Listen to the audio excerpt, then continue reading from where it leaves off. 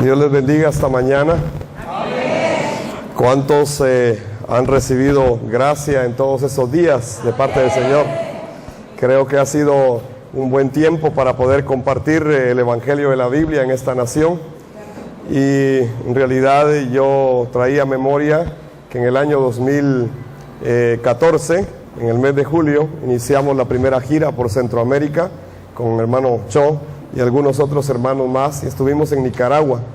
Y yo hablé con el presidente de la Alianza Evangélica de Nicaragua y le dije: queremos llevar seminarios del Evangelio de la Biblia a la nación de Nicaragua. Y entonces me dijo: mira, hermano, no tengas pena, dame $2,000 y empezamos con todo esto. Entonces yo le dije: no puede ser, le dije, yo no estoy vendiendo el Evangelio, pero algo que te voy a decir es esto: vamos a entrar a Nicaragua y Nicaragua va a conocer que Jesús es el Cristo. Y entonces entramos a Nicaragua, caminamos 18 horas de Guatemala en bus con los coreanos a Nicaragua. Nos tocó dormir en un autohotel, no importaron las condiciones en que nos recibieron, pero de igual manera hoy puedo gozarme al ver a hermanos de Nicaragua que están acá con el mensaje de que Jesús es el Cristo. Que Dios bendiga a esta nación. La segunda nación que visitamos fue El Salvador, y estuvimos en la ciudad de Apopa, y ahí empezamos a predicar este mensaje.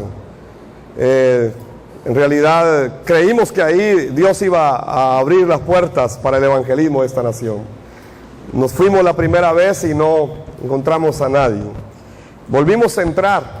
Fue entonces cuando pudimos encontrar a un movimiento, gente que ama al Salvador, y encontramos algunos hermanos ahí muy interesados en evangelismo aquí en esta nación, y nos dimos cuenta después de que habían otros intereses también, pero en medio de ellos había una mujer que no tenía el primero ni el segundo lugar en la directiva, pero que creímos que era la persona que Dios podía usar en esta nación.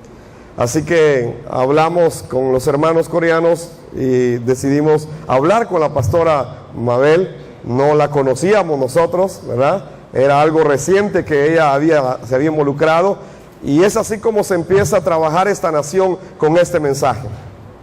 De verdad, para mí es mucho gozo ver hoy lo que el Señor está haciendo en esta nación.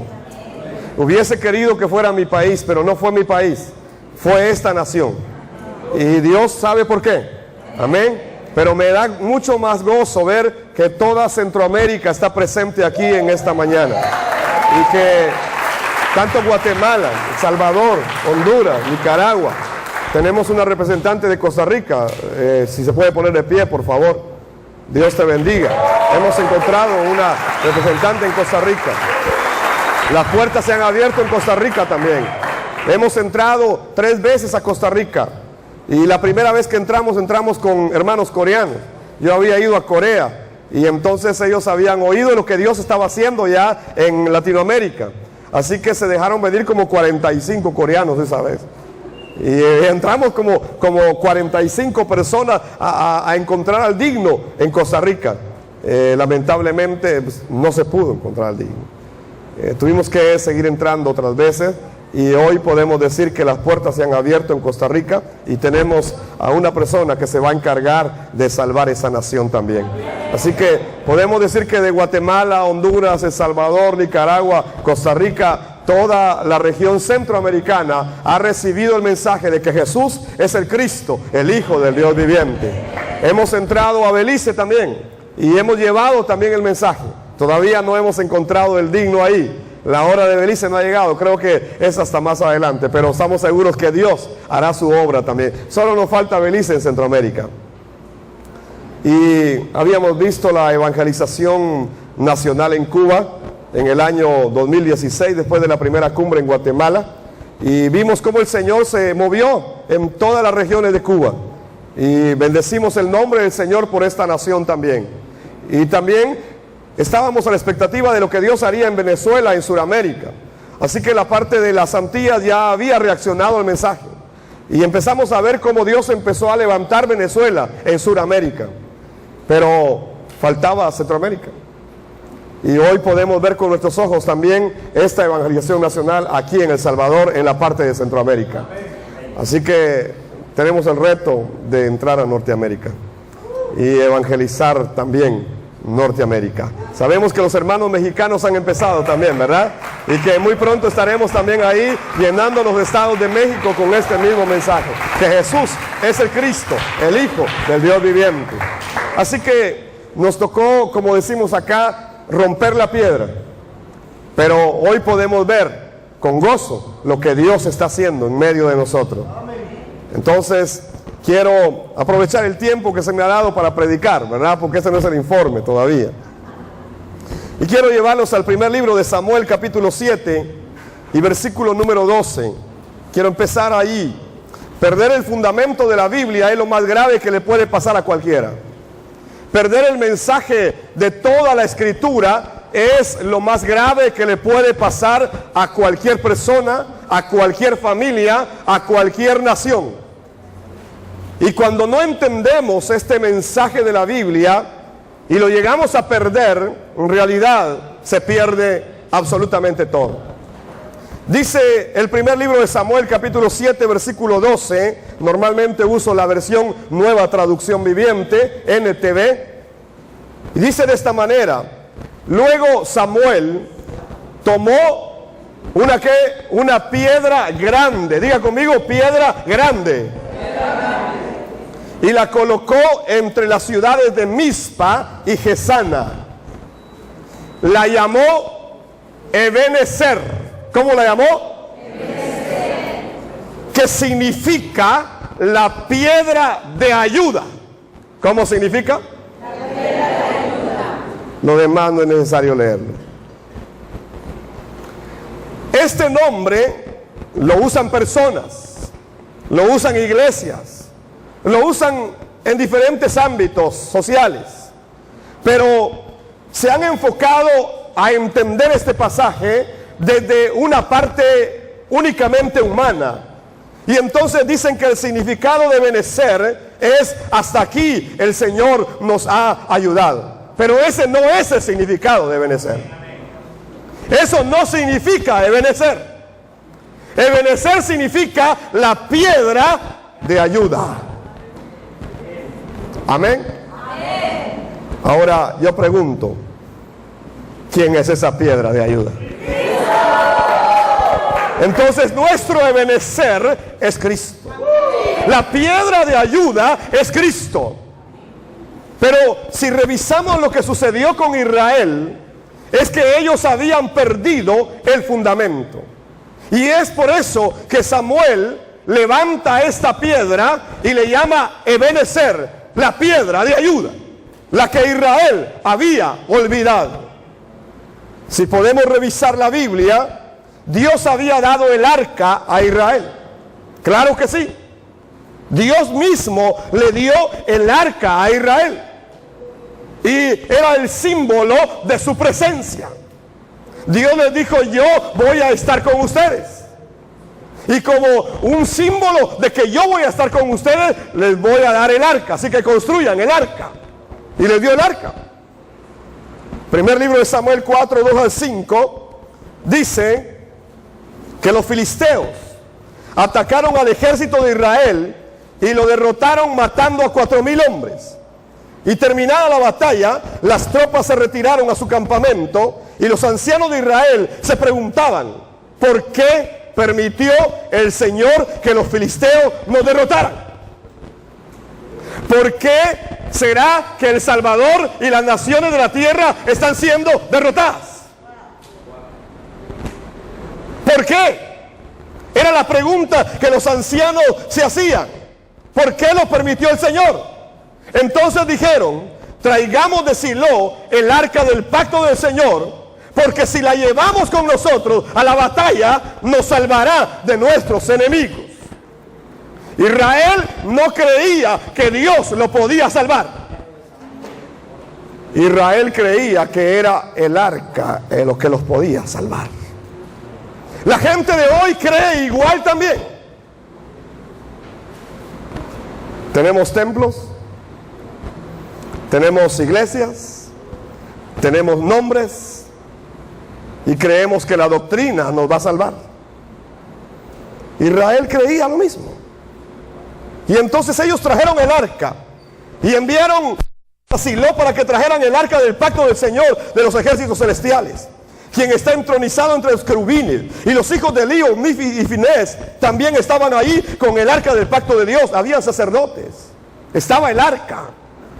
Cuando los israelitas vieron que el arca del pacto del Señor llegaba al campamento, su grito de alegría fue tan fuerte que hizo temblar la tierra.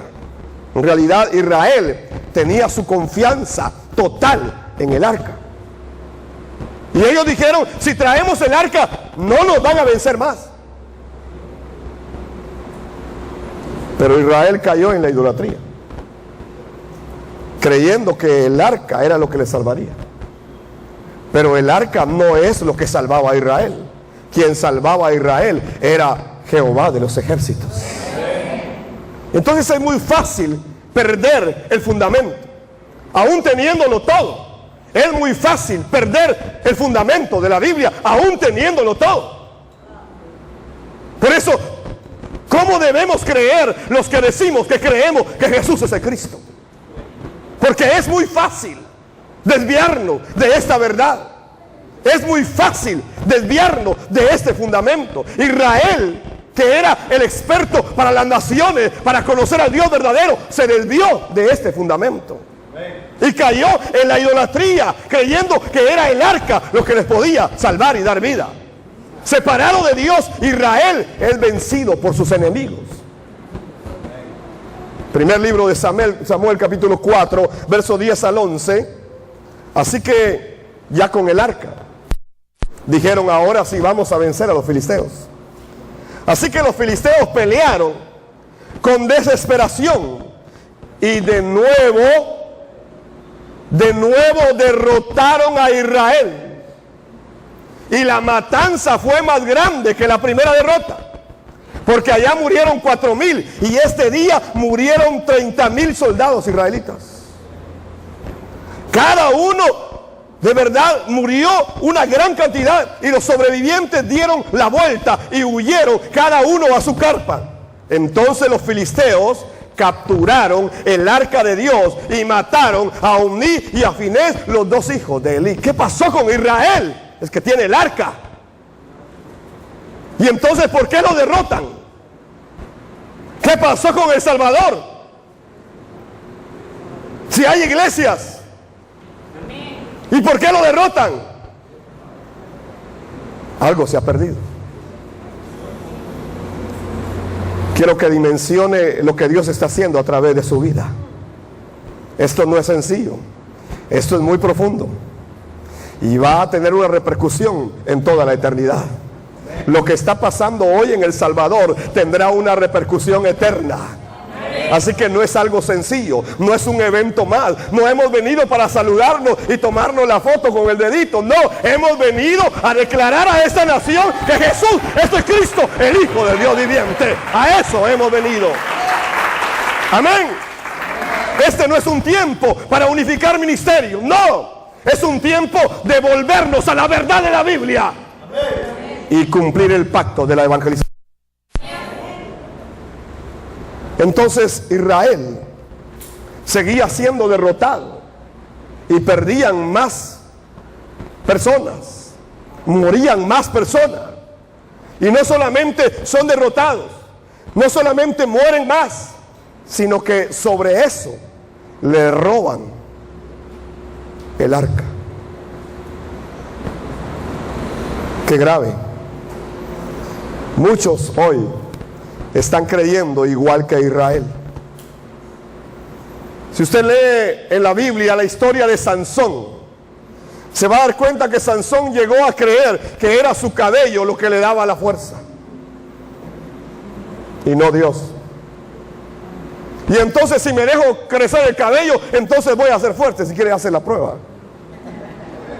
Y yo te vi un tiempo así. Ahora ya no. Entonces Sansón creía que era su cabello lo que le daría la fuerza. Es lo mismo que le pasaba a Israel, que llegó a creer que era el arca lo que le daría salvación y victoria. Israel adoró la serpiente de bronce en lugar de adorar a Dios. Nehustán. Y tuvo que Dios levantar un profeta para que quebrara y quemara la serpiente de bronce que Moisés había levantado en el desierto. Porque en lugar de reconocer que era Dios el que sanaba, ellos creyeron que era la serpiente de bronce.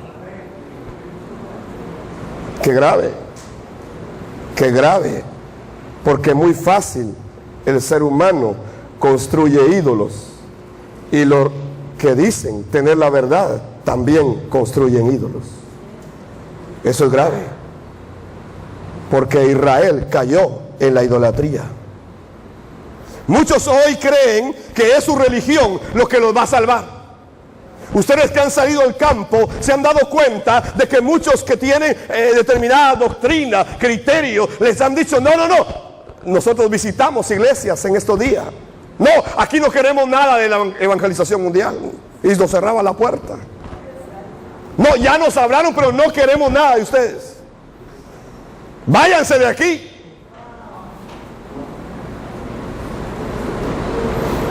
Entonces muchos creen que es su religión, o su denominación, o sus ayunos, o su doctrina lo que los va a hacer santos. Pero solo hay alguien que es santo, porque usted no lo es sin Él. Él dijo: yo soy santo. Porque yo soy santo, sean ustedes también. Porque si me tienen a mí, ustedes podrán ser santos. Pero si no me tienen a mí, ustedes, aunque hagan esto o lo otro, no podrán ser santos. Tengamos cuidado de no caer en la idolatría. Es grave este problema. Israel, que supuestamente tenía la verdad, cayó en la idolatría.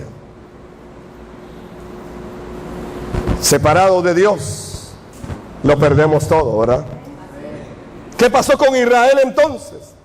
El primer libro de Samuel, capítulo 4, verso 18 al 22, dice que cuando el mensajero mencionó lo que había sucedido al arca de Dios, Elí el sacerdote cayó de espaldas de su asiento junto a la puerta, se quebró la nuca y murió porque era viejo y demasiado gordo. Durante 40 años había sido juez de Israel.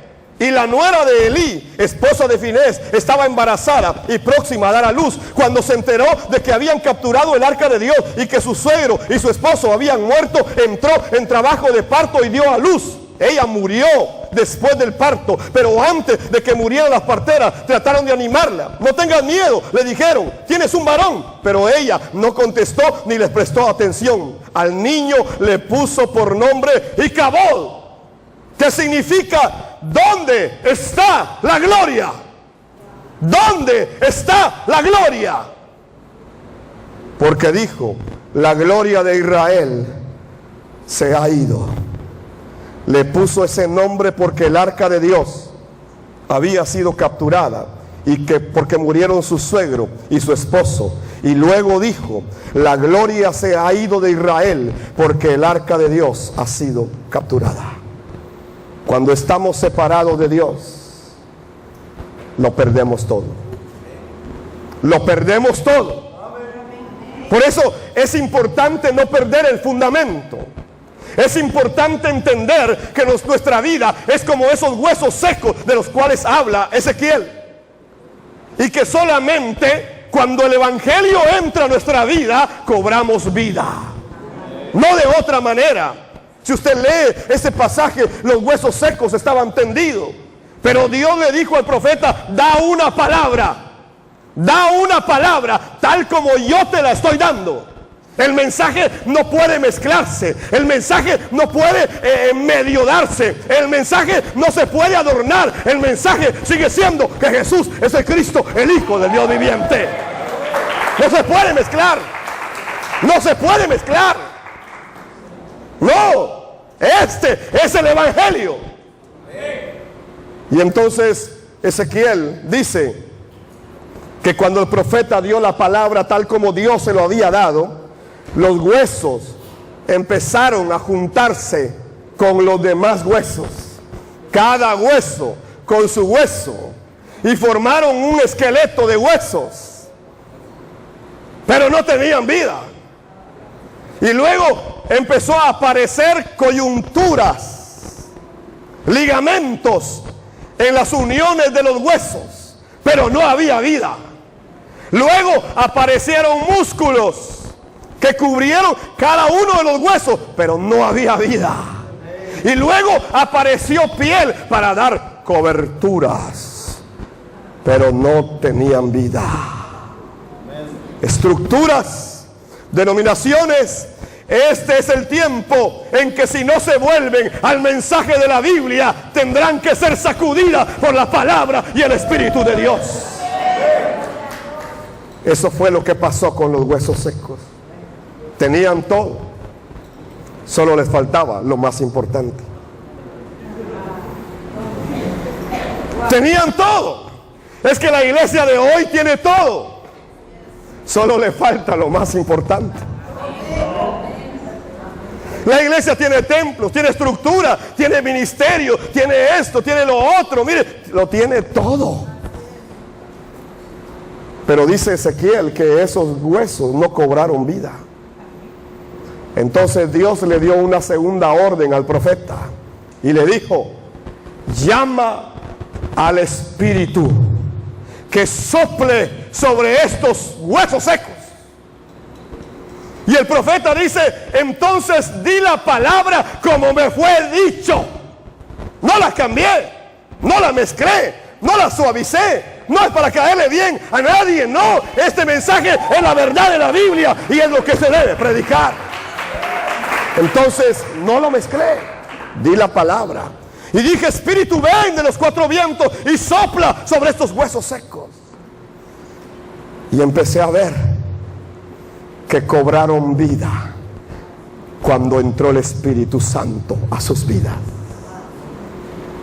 Y entonces se convirtieron en el ejército para cumplir la evangelización mundial.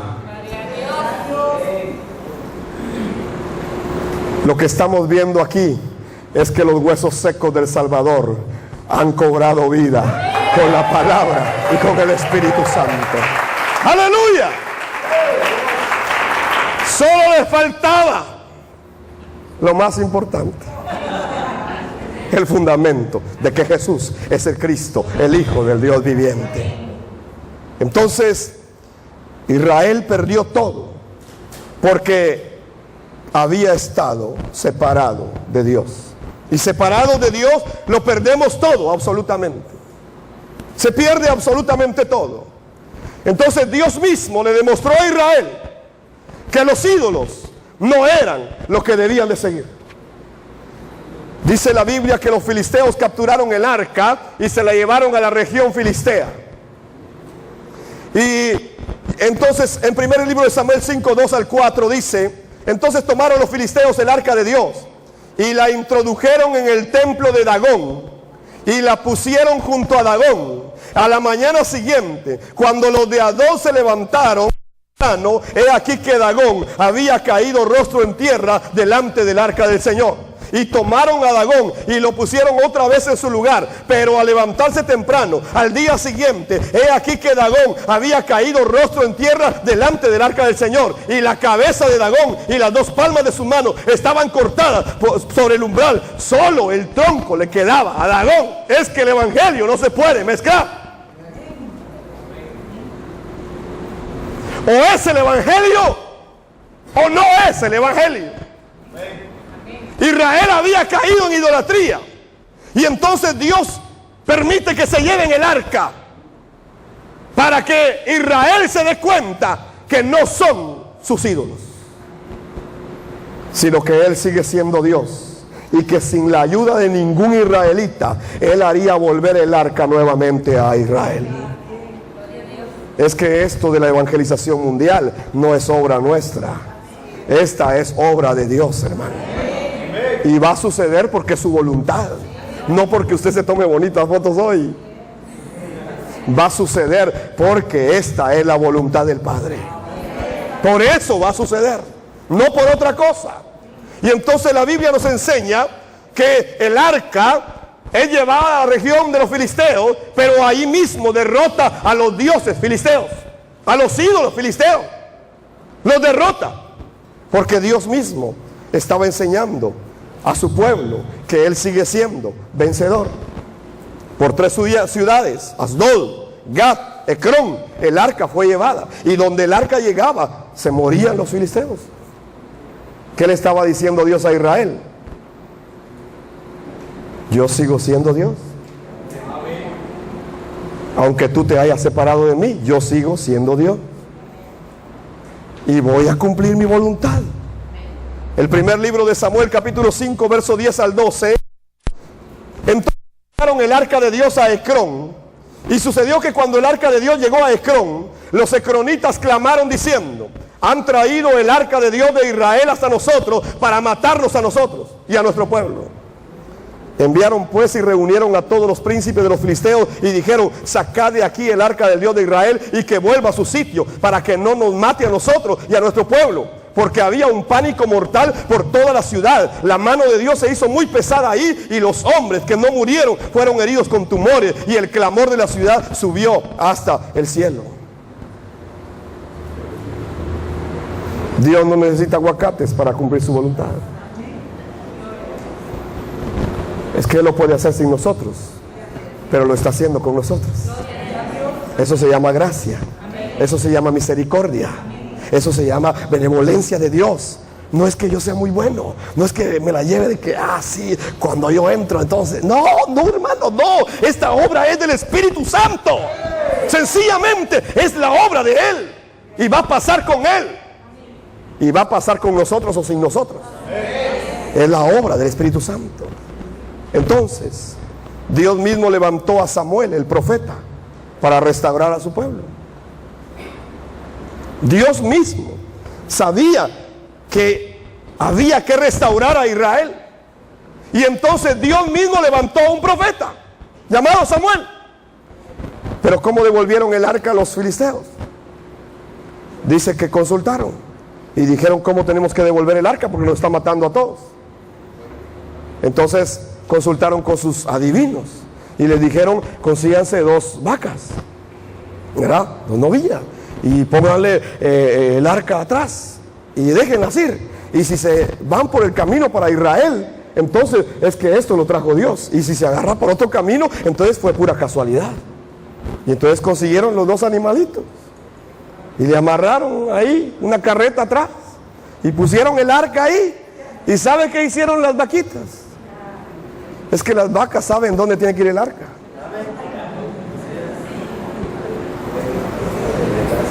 El asno conoce a su dueño,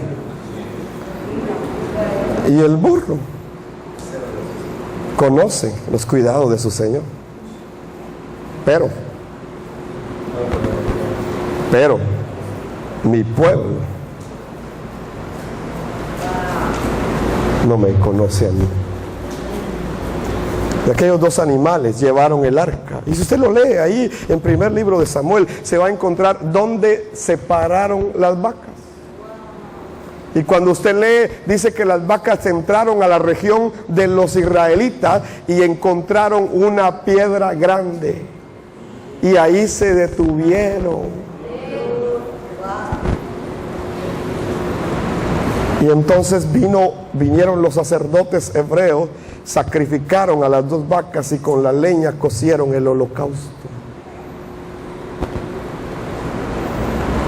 Primer libro de Samuel, capítulo 7, verso 3 al 6. Entonces Samuel habló a toda la casa de Israel diciendo: si os volvéis al Señor con todo vuestro corazón, quitad de entre vosotros los dioses extranjeros y las astorets, y dirigid vuestro corazón al Señor, y servidle solo a Él, y Él os librará de la mano de los filisteos. Es que Israel está separado de Dios, y Dios levanta al profeta Samuel para decirle: Israel, vuélvete a Dios. Hoy los profetas andan profetizando maldición y mentira, y han olvidado la palabra profética más segura, y han perdido el fundamento. Te profetizan esto o lo otro. He aquí miro cielos abiertos sobre tu cabeza y un gran auto y Hyundai que los coreanos te van a regalar caerá sobre ti y vas a ser feliz. No, hermano, no, eso no es profecía. La profecía anuncia que Jesús es el Cristo, el Hijo del Dios viviente. Aleluya, aleluya. Esa es la verdadera profecía. Jesús es el Cristo. De todas formas, yo traje esto para tirárselo encima, por si alguien lo quiere. Estábamos tan acostumbrados a la idolatría. Israel también. Y entonces Israel es llamado por parte de Samuel a volverse a Dios. Y dice el verso 4 del primer libro de Samuel 7, que los hijos de Israel quitaron los Baales y quitaron las Astoret y le sirvieron solo al Señor. ¿Qué hizo Israel? Se volvió al fundamento. Versículo 5. Y Samuel dijo: reunid en Mizpa a todo Israel, y yo oraré al Señor por vosotros. Y se reunieron en Mizpa, y sacaron agua, y la derramaron delante del Señor. Agua. Ayunaron aquel día y dijeron allí: hemos pecado contra el Señor. Y Samuel juzgó a los hijos de Israel en Mizpa. En aquel lugar se derramaron dos cosas: se derramó agua y sangre del holocausto. Lo que se derramó en la cruz del Calvario fue toda su agua y toda su sangre. Es lo mismo que está pasando acá con Israel y el profeta Samuel. Es lo mismo. Israel se está volviendo al Mesías prometido, a la promesa de la simiente de la mujer de Génesis 3:15. Este es el mensaje que Samuel le está dando a Israel. Primer libro de Samuel 7, 9 al 10. Tomó Samuel un cordero de leche y lo ofreció como completo holocausto al Señor. Y clamó Samuel al Señor por Israel, y el Señor le respondió. Mientras Samuel estaba ofreciendo el holocausto, los filisteos se acercaron para pelear con Israel. Mas el Señor tronó con gran estruendo aquel día contra los filisteos y los confundió, y fueron derrotados delante de Dios. ¿Qué es lo que hace la diferencia? ¿Por qué 2 veces habían sido derrotados los hebreos y ahora tienen victoria? ¿Qué es lo que marcó la diferencia? Es que Israel se volvió a la promesa del Mesías y sacrificaron la sangre y sacrificaron el cordero, derramaron la sangre. Entonces Israel se volvió a Dios a través de creer que un día el Mesías iba a venir a derramar su propia sangre, su propia agua, y dar su cuerpo para el holocausto. Samuel creía que Jesús, el Mesías, el Cristo, iba a venir. Cuando Israel se volvió a la promesa del Mesías, dice la Biblia que Dios mismo peleó por ellos. Dios tronó aquel día. Dios tronó aquel día. E Israel salió victorioso. Cuando nos volvemos al fundamento, Dios está con nosotros. Y el problema ya no es problema, porque ya se resolvió. Y dice la Biblia que Israel recuperó todas las regiones que había perdido. Así que lo que hoy usted está viendo es lo mismo que pasó en ese tiempo. El Salvador está recuperando las regiones que había perdido. ¿Por qué? Porque nos volvimos al fundamento. Porque nos volvimos a la fe de creer que Jesús es el Cristo. Y entonces solo con esa fe se puede llevar la evangelización nacional de esta nación y de todas las naciones de la tierra. Israel se volvió entonces a Dios. Y en el capítulo 7, verso 12 al 14 dice: entonces Samuel tomó una piedra y la llamó Ebenezer, que significa la roca o la piedra de ayuda. Aquel hombre levantó la piedra y la puso entre las dos ciudades. Y le dijo a Israel: esta es su roca de ayuda. Si ustedes se vuelven a esta roca de ayuda, nunca serán derrotados. Si ustedes se vuelven a esta roca de ayuda, Él será su fortaleza, su auxilio, su ayuda en todo tiempo. ¿Qué estaba enseñando Samuel a Israel? La Biblia dice: la fe de Samuel estaba en el Cristo, no en otra cosa, hermano, no en otra cosa.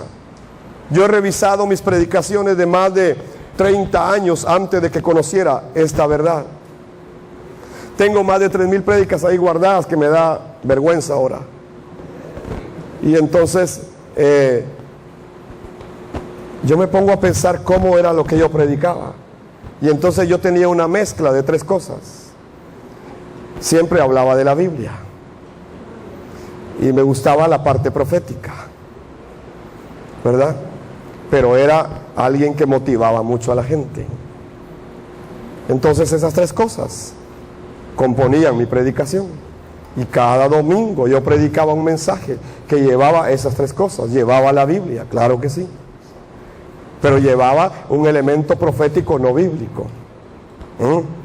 Porque supuestamente a mí Dios me abría los ojos y yo miraba visiones y empezaba a declarar sobre la gente lo que le iba a venir. Me imagino que aquí algunos de ustedes también hacían lo mismo. Espero que hoy se arrepientan de sus pecados. Y entonces después yo motivaba a la gente. Y de verdad la gente salía llorando de los cultos. Y había gente que llegaba y me decía: pastor, qué mensaje el que se dio hoy. Y yo también, así un poco creído, le decía: lo mismo me dijo Satanás hoy. Así, ¿verdad? Y entonces la gente vivía bajo esa perspectiva, hermano, de una predicación emotiva, emocionalista, motivadora, ¿ya? Y que la parte profética no faltara. Y que si se podía incluir unos 3, 4 versículos, estaba bien, ¿verdad? Escuché en México a un hombre muy importante por la región de León, Guanajuato. Ahí me tocó escucharlo, ¿verdad? Y el hombre muy influyente ahí. Tiene la iglesia más grande de León, Guanajuato. Los hermanos mexicanos saben de quién estoy hablando, ¿verdad? Y entonces yo lo escuché 2 predicaciones. No sé cómo aguanté. Pero el hombre citó 11 anécdotas orientales en una de sus predicaciones.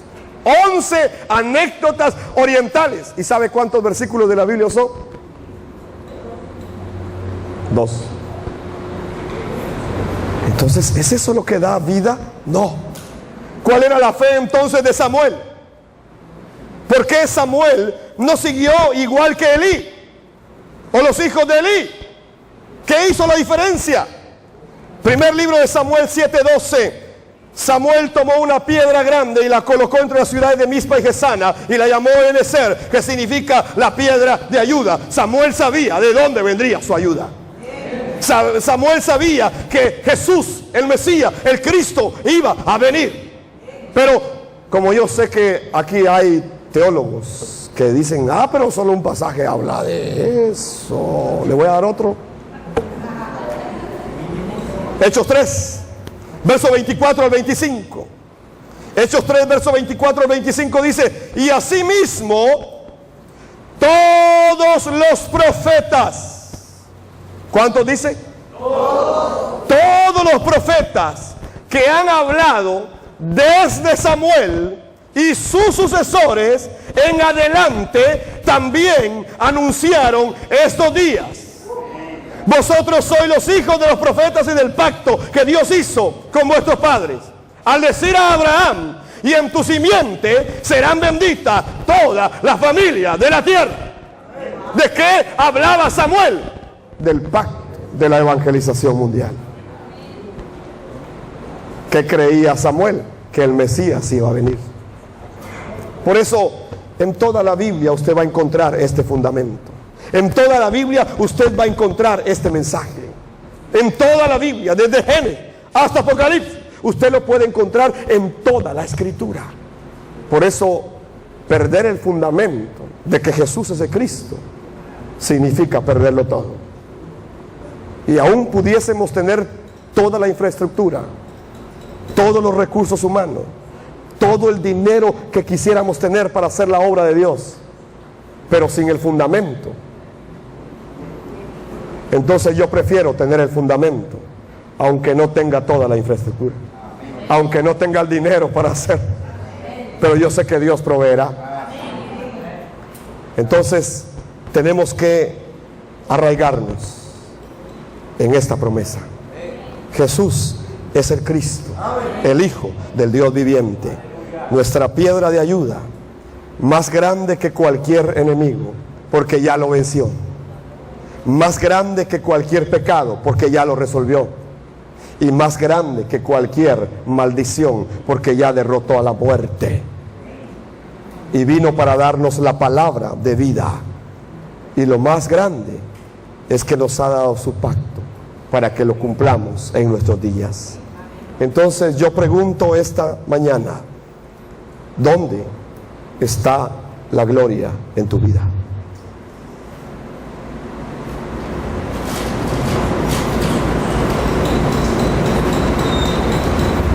¿Dónde está la gloria? La gloria no es nuestra. La gloria le pertenece solo a Él.